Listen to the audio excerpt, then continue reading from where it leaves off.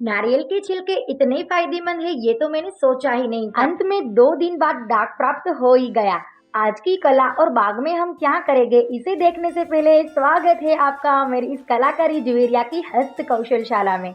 अभी तक आपने पसंद करने वाली घंटी ना दबाई हो तो जल्दी से दबाओ और सब्सक्राइब करो। मुझे कहीं से ज्ञान मिलता है कि आधुनिक बाजार में पौधों के बीज कम दाम में बहुत सारे मिल रहे हैं। साथ में यह भी ज्ञान मिलता है बाग के लिए जो भी हथियार हमें चाहिए वो भी बहुत कम दाम में मिल रहा है। मैंने तुरंत ही बहुत सारे पुष्प के बीज और हथियार की खरीदारी कर ली। मैंने इतने सारे बीज की खरीदारी तो कर ली, किंतु क्या ये सारे बीज अंकुरित हो पाएंगे? तो जब तक हमें ये बीज की डाक प्राप्त होता है तब तक मैं ले आती हूँ बहुत सारे जल की शीशी। अक्सर लोग जल पीकर यह शीशी इधर उधर फेंक देते हैं जिससे हमारा पर्यावरण को और भी नुकसान होता है। मैंने फेंकने की बजाय इसे संभाल कर रख दिया था कुछ कलाकृति करने के लिए। पहले मैंने सारी शीशी पर से कागज को पच्चूत कर दिया, फिर लचकदार धातु से बने प्याले को शीशी के ऊपर रखा और प्याले को नाप लिया। फिर शीशी के ऊपर आकृति बनाई प्याले के मुंह को रखकर, और ऐसे ही करके मैंने कुछ अष्ट शीशी पर आकृति बना दी। फिर इन सभी शीशियों को रसोई कक्ष में लाई काटने के लिए। पहले पतले चाकू को चूल्हे पर दगाया जब तक लाल ना हो जाए, फिर वही चाकू से शीशी के निशान पर रखकर काट लिया, और ऐसे ही करके सभी शीशियों को काट लिया। मैं सभी काम तो काटने वाले साधन से करती हूँ, तो अब की बार क्यों चूल्हे पर जगाया? यही सोच रहे हो ना, क्योंकि वह साधन से शीशी का आकार सही होने की बजाय टेढ़ा मेढ़ा बन जाता और गर्म चाकू से आसानी से कट जाता। और शीशी को काटकर जो भी पदार्थ बचा था उन्हें फिर से संभाल कर रख दिया, फिर से कुछ कलाकृति करने के लिए। इसके बाद जिन प्यालों से हमें शीशी पर नाप लिया था वही प्यालों के पृष्ठ भाग पर 2 बारीक छिद्र लगाए, जैसे कि कोई भी पदार्थ इसके अंदर से सरलता से आर पार हो जाए। और ऐसे ही करके मैंने कुल 20 प्यालों पर छिद्र लगा दिए।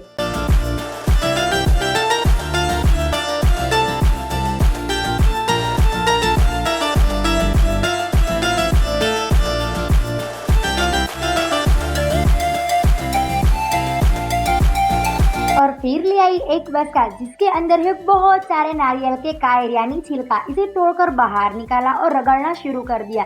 तब तक रगड़ा जब तक छिलके से अपने आप भूसा ना निकल पाए।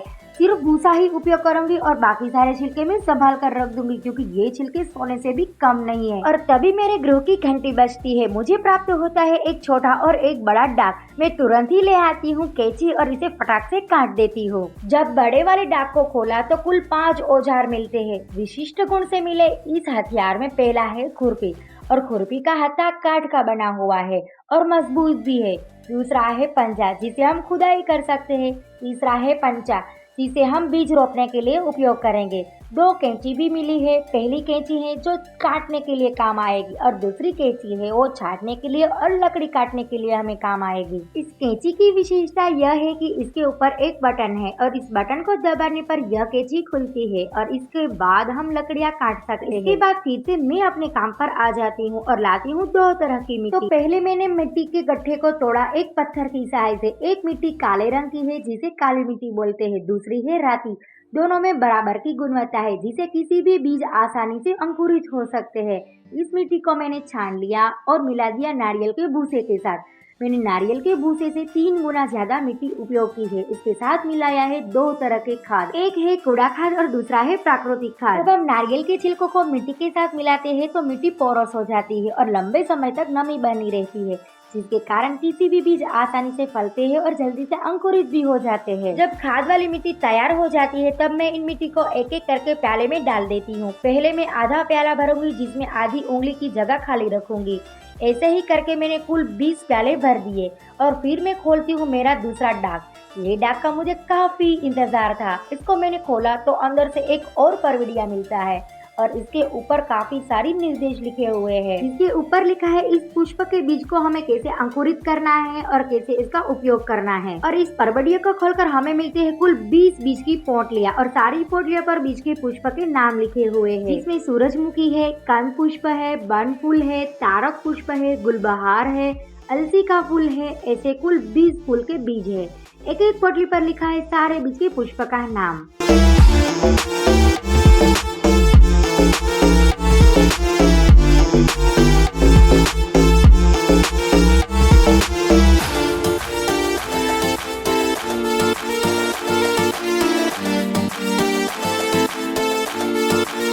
और अब बारी है सारे बीज को अंकुरित करने की। तो मैंने पहले पोटली से बीज को निकाला और इसको प्याले की मिट्टी के अंदर फैला दिया। फिर ऊपर से डाली और भी मिट्टी और प्याले को पूरा भर दिया। जब हम किसी भी बीज को अंकुरित करें तो आधी उंगली के नाप से बीज को फैलाना चाहिए ताकि जल्दी से बीज फलकर बाहर आए। तो मैंने सारे बीज को सभी प्याले में रोप दिए और इन बीज की पोटलियां भी इसके ऊपर रख दी। फिर जिस शीशी को हमने काट कर रखा था उन शीशी के अंदर एक एक प्याले को प्रस्थान कर दिया, क्योंकि जब हम बीज को अंकुरित कराए तो पहले गमले के अंदर डालने की बजाय इस तरह उगाना चाहिए। और जब एक बार बीज अंकुरित हो जाए इसके बाद हम गमले में प्रस्थान करा सकते। और जो भी बीज के नाम थे उन सभी नाम को मैंने अपनी अपनी जगह पर चिपका दिए ताकि जब बीज अंकुरित हो तो मैं भूल ना जाऊँ कि ये बीज किस पुष्प के थे। अब उन शीशी के अंदर मैंने थोड़ा थोड़ा जल डालना शुरू कर दिया ताकि उन प्यालों में रहे नारियल के भूसे उस जल को आसानी से ग्रहण कर ले और जल्दी से बीज अंकुरित हो। मैंने सारी शीशी में जल को डाल दिया और ऊपर से थोड़ा थोड़ा करके जल को छिटक भी दिया ताकि मिट्टी पोरस हो जाए। और उन सारी शीशियों को मैंने अपने बाग में रख दिया जहाँ थोड़ी धूप भी मिले और थोड़ा छांव भी।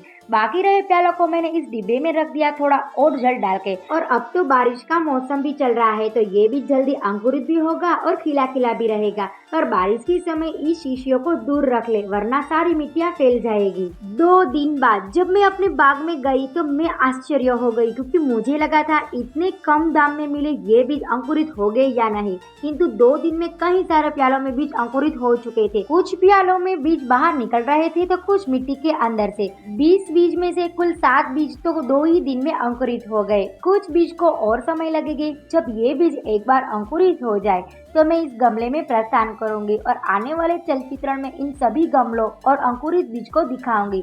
तो आप भी जल्दी से खरीदारी कर लो और अपने बाग में रंग बिरंगी पुष्प उगाओ। और अभी तक आपने पसंद करने वाली घंटी ना दबाई हो तो जल्दी से दबाओ और बहुत सारे पुष्प बरसा दो। और अब मैं आती हूँ अपनी कलाकृति की ओर। और मेरे गृह की इस दीवार पर इस तरह विद्युत पाटिया लगा हुआ है जो ना कभी मददरूप हुआ है और ना कभी होने वाला है। और मुझे लगता है इस तरह के विद्युत पाटिया कई सारे गृह में होंगे। तो मैं ले आई हूँ मजबूत कागज की नलिका। यह जो शीशी है ना ही इस ढक्कन की है और ना ही ये ढक्कन उस शीशी का है। तो मैंने इस ढक्कन को ऊपर चिपकाया बहुत ही मजबूत चिपकाने वाला कागज। ये कागज की विशेषता यह है कि ये दोनों तरफ चिपकती है। इसके ऊपर एक आवरण था जिसे मैंने प्रत्युत कर दिया और नलिका को ढक्कन के ऊपर चिपका दिया। बारी है नलिका की रंगाई करने की। इस बारी में ले आई हूँ सुनहरे रंग का फुहार। पहले मैंने अपने गृहतल को आवृत कर दिया ताकि फुहार के समय गृहतल खराब ना हो। फिर मैंने नलिका के और ढक्कन दोनों को सुनहरे रंग से रंग दिया और सूखने के लिए छोड़ दिया और ये रंग कुछ ही समय में सूख भी गया। फिर मैंने विद्युत पाटिया के ऊपर वही चिपकाने वाले कागज लगाया और आवरण को प्रत्युत किया और इस नलिका को इस पाटिया के मजबूती से चिपका दिया। फिर इस नलिका के अंदर डाल दिए मैंने मानव सर्दित रंग बेरंगी टहनियाँ। तो मैंने इस खूबसूरत कटौते से इस विद्युत पाटियों को तो छुपा दिया। अब है आपकी बारी समीक्षा करने की। तो मिलती हूँ जल्दी एक नए चलचित्रण के साथ। तब तक के लिए जल्दी से पुष्प बरसाओ और सब्सक्राइब करो।